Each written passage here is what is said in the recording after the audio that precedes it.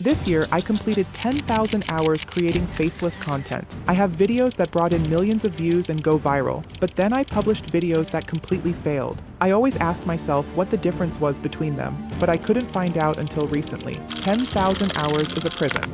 You've been fed a lie, a comforting academic lie, that mastery is a linear debt. They told you the YouTube algorithm will eventually grant you a seat at the table. They told you that effort equals reward. They are wrong, and their lies are the reason your channel is currently a digital graveyard. The first secret I discovered between hour 4,000 and 4,500 didn't just change my retention graphs, it forced me to face a brutal, existential question that most of you are too afraid to ask. If you have no face, who the hell are you? Wait, don't answer yet, because your answer is probably the reason people are clicking away. Most of you answer, I'm a narrator. Wrong. If you are just a narrator, you are a commodity. You are a replaceable cog in a machine, easily superseded by a $5 AI plugin. This is why your retention drops the moment you start explaining your topic. The viewer isn't leaving because the information is bad. They are leaving because they can't feel a heartbeat. The 10,000-hour secret is this: anonymity requires a stronger personality than reality.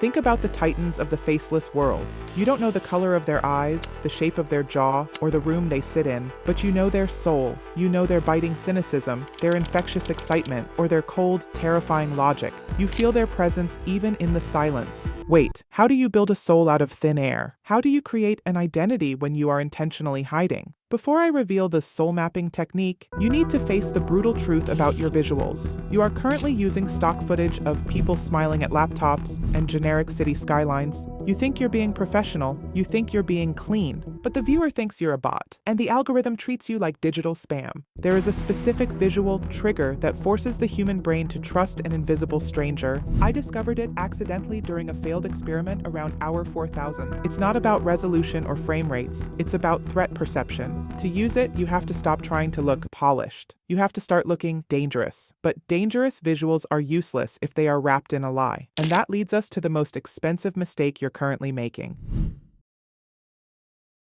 Your 4K stock footage is a high-definition exit sign. We live in an age of aesthetic overload. The human brain has evolved a predictability filter to survive. When you show a clean, bright, perfectly color-graded clip of a generic office, the filter switches on. The brain says, I've seen this 1,000 times. There is no new information here. There is no threat. There is no reward. The viewer stops watching and starts scanning. And scanning is the final stage before the thumb swipe. 10,000 hours taught me the art of visual sabotage. I discovered that a grainy, low-res image of a confidential leaked document has a 40% higher retention rate than a cinematic masterpiece. Why? Because the brain cannot ignore contradiction. It cannot ignore the raw. If your visuals are too perfect, they become background noise. But if they are strategically wrong, if they feel restricted, leaked, or pulled from a forbidden archive, the brain stays to solve the puzzle. It's what I call the aesthetic of authenticity. We don't want beautiful, we want vital. But here is the danger. If you sabotage your visuals without the third pillar, the viewer won't just stay. They'll feel manipulated. They'll feel like the video is cheap. The only way to make raw visuals feel royal is through the absolute authority of what they hear. Because if the eyes are confused, the ears become the ultimate judge of truth. And most of you are failing the trial of the ears within the first 10 seconds. If the eyes are gone, the ears rule with an iron fist. In a faceless video, your voice is not a tool for narrating facts. It is a tool for commanding physical attention. Most faceless creators sound like they are reading a Wikipedia page to a sleepy classroom. You are nice, and nice is the fastest way to get ignored. Tens of hours of waveform analysis on the world's most viral videos taught me the frequency of authority. It isn't about having a deep voice. It's about the delayed resolution. Every sentence you speak should feel like a cliffhanger. Every pause should feel like a secret is about to slip out. You need to stop presenting and start confiding. If you sound like you're giving a lecture, the viewer leaves. If you sound like you're sharing a forbidden truth that you shouldn't be telling them, they lean in. But even a perfect voice will die if it's surrounded by dead air. To the algorithm, dead air is a digital invitation for the viewer to leave the app. We use a relentless sonic pace, surgically cutting every microbreath, bumping the speed by 5%, and layering subliminal SFX that create a sense of mounting urgency. The viewer shouldn't hear the music, they should feel the pressure. But even with perfect sound and raw visuals, you are still just a ghost in a machine. You are a video, not an experience. To move from a ghost to a god, you need to build what I call cognitive debt. And this is the exact point where 99% of creators fail because they are too generous with their information. Most of you are committing information sabotage. You think that being helpful is the path to loyalty. You think that the more value you give, the longer they stay. You are wrong. Your generosity is the exact reason your retention graph looks like a cliff. You are giving them a reason to leave. Have you ever wondered why people abandon a high-quality tutorial but sit paralyzed through a 2-hour mystery that gives them 0 answers? It's because you are paying the debt too early. You are treating your viewer like a guest. The moment you provide a clear tip or a complete answer, you release the tension. You've satisfied their brain. And a satisfied brain is a brain that is ready to click away. You aren't building a connection. You are resolving a conflict that you should be fueling. The 10,000-hour secret is this. Your job is not to solve crises. It is to engineer them. You must place the viewer in a state of heightened anticipation where the brain is naturally compelled to find the missing link. I'm going to show you how to open a neural hole in their mind. It's a nested loop. You start a story at the beginning of your video, reach the climax, and then, instead of finishing it, you stop and jump into your technical tips. The viewer's brain is now stuck in that open hole, forced to listen to everything else just to get the closure they crave. But wait, even a trapped mind will wander if you haven't mastered the biological clock of their eyes.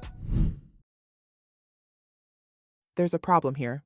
Your eyes were not designed for art. They were designed for survival. In the wild, if something doesn't move, it is not a threat. If it's not a threat, your brain ignores it to conserve energy. The same biological rule applies to a smartphone screen. If a frame stays stagnant for more than 3 seconds, the predator brain of your viewer switches off. They stop watching and start scanning. They are no longer immersed. They are looking for an exit. 10,000 hours taught me the biological reset. Every 3 seconds, without exception, the screen must shift. Not just a new clip, but a new visual logic, a sudden zoom, a text overlay that contradicts the audio, a glitch, a shift from raw to cinematic and back. We aren't making videos. We are managing a scarce biological resource, the viewer's limited supply of focus. We use what I call visual dissonance. If I am talking about building wealth, I might show a graveyard. The brain is forced to pause and reconcile the visual with the audio. That split second of confusion is a neural hook. It keeps the predator brain engaged. It keeps the thumb frozen. But even if you control the eyes, the ears, and the script, you are still just a one-hit wonder unless you have the final, most dangerous pillar. The pillar that turns a channel into an empire that the algorithm cannot ignore.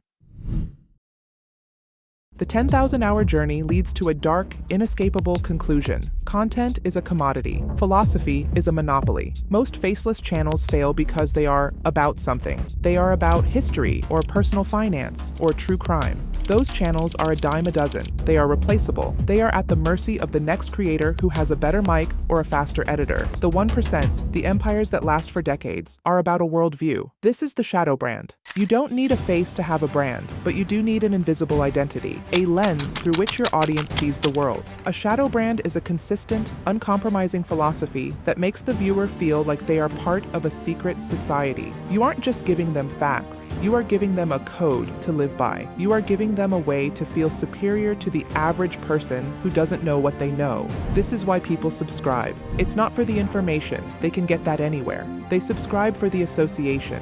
They want to be the kind of person who watches your videos. They want to be part of the invisible monopoly. I've spent 10,000 hours learning how to disappear so that the message can become godlike.